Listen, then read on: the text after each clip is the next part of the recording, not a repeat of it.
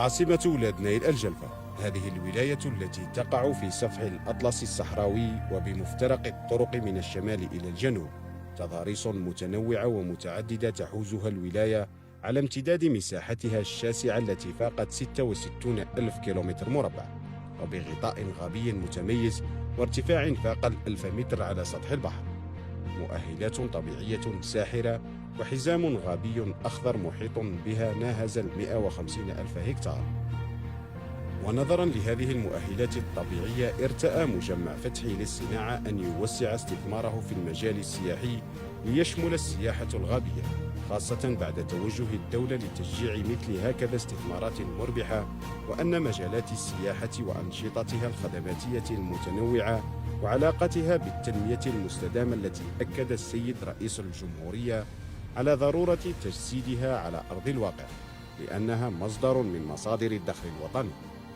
ومسايرة لسياسة الدولة في هذا المجال، يعتبر مشروع غابة الاستجمام سن الباء التي تبعد عن عاصمة الولاية ب6 كيلومترات فقط ملاذا ومقصدا للعائلات من الولاية والولايات المجاورة لها، بالإضافة إلى هواة الرياضة نظرا لما يحتويه المشروع من غطاء نباتي متنوع ومتميز، يقدم للسائح تجربة لا توصف ولا تنسى في وسط الطبيعة الخلابة، بالإضافة إلى الخيارات الترفيهية التي تجعل زيارتها ممتعة للغاية، بدءا من الحديقة الترفيهية إلى الملاعب الرياضية المتنوعة والبحيرة الجميلة.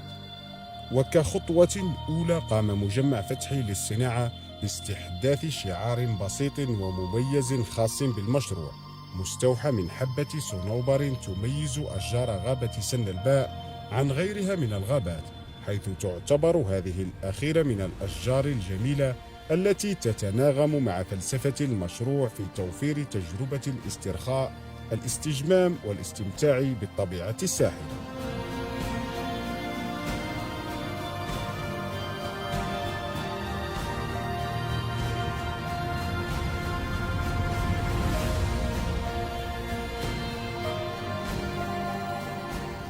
مجمع فتحي للصناعة واحد من بين أهم المجمعات الصناعية بالجزائر، وبهذه الديناميكية استقطب المجمع 200 زبون من 30 ولاية.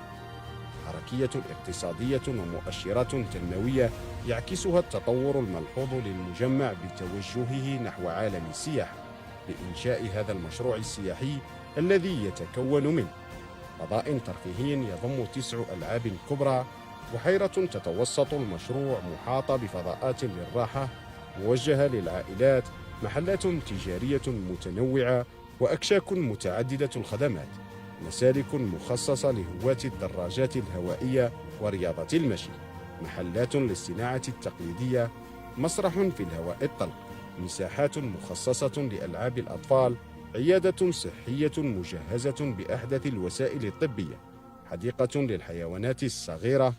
كما يتوفر المشروع أيضا على حظيرة للسيارات ومضمار لركوب الخيل وسط المناظر الخلابة للغابة. ولتجسيد هذا المشروع السياحي الضخم والهام بولاية الجلفة، سيوفر مجمع فتحي للصناعة كل احتياجات المشروع الخاصة بالتهيئة من خلال وحداته الصناعية المختلفة، وهذا بنسبة إدماج 100%. وعلى سبيل المثال لا الحصر، سيتم توفير البلاطات والأرصفة عن طريق وحدة المجمع المتخصصة في هذا المجال، بالإضافة إلى توفير كل الهياكل المعدنية المستخدمة في المشروع عن طريق وحدة إنتاج الشبابيك الملحمية للمجمع. ولإنجاز الأكشاك وفضاءات الراحة، التزم المجمع باستعمال مادة الخشب كمادة أولية وأساسية في البناء والتجهيز، بالإضافة إلى توفير اللافتات الإعلامية والإشهارية من نفس المادة لتسهيل عملية التنزه والتجوال وضمان راحة الزوار. ولهذا الغرض اقتنى المجمع مؤخرا وحدة كاملة مجهزة بأحدث التقنيات وآلات النجارة. ولتزويد هذا المشروع بالمياه، وضع المجمع بالتنسيق مع المصالح المعنية شبكة مياه وصهاريج كبيرة مجهزة بمضخات غاطسة ستسمح بالاستغلال الأمثل والعقلاني للبئرين المتواجدين بالمشروع وتوفير الماء على مدار الساعة.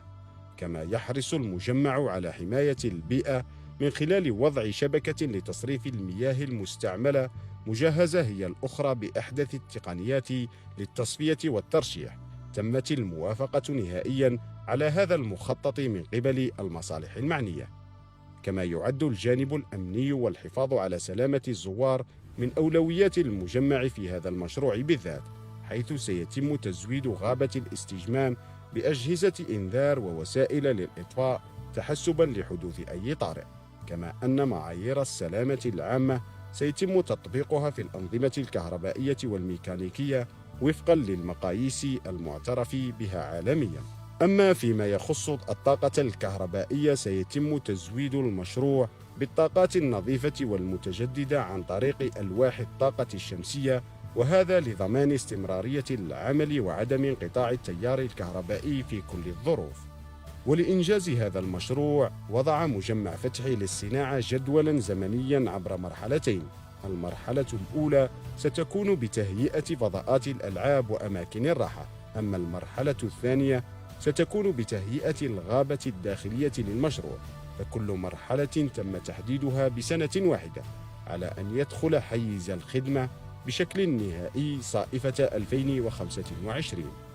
ولإنجازه وفق المعايير المعمول بها وفي الآجال المحددة، سخر المجمع كل الإمكانيات المادية بقيمة مالية قاربت 430 مليون دينار جزائري عند الانتهاء التام لهذا المشروع الهام، وفتح مناصب شغل لأبناء الولاية والمقدرة ب100 منصب عمل مباشرة. وعند الدخول في استغلال هذا المكسب الهام لولايتنا، سيوظف 40 عاملا بصفة مباشرة وأكثر من 120 آخر بصفة غير مباشرة، عن طريق إدماجهم في مشاريع خاصة ومصغرة داخل غابة الاستجمام.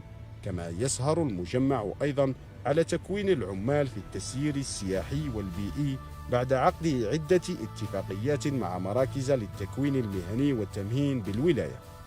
فبهذه الإمكانيات المسخرة لإنجاز هذا المشروع الحيوي والهام بولاية الجلفة، يعكف الرئيس المدير العام فتحي بن قورينة وكافة إطارات المجمع على تجسيده على أرض الواقع، تماشيا مع سياسة الدولة للنهوض بالقطاع السياحي والسياحة الداخلية وفق رؤية السيد رئيس الجمهورية السيد عبد المجيد تبون لجزائر جديدة تبنى وتتطور بسواعد أبنائها المخلصين.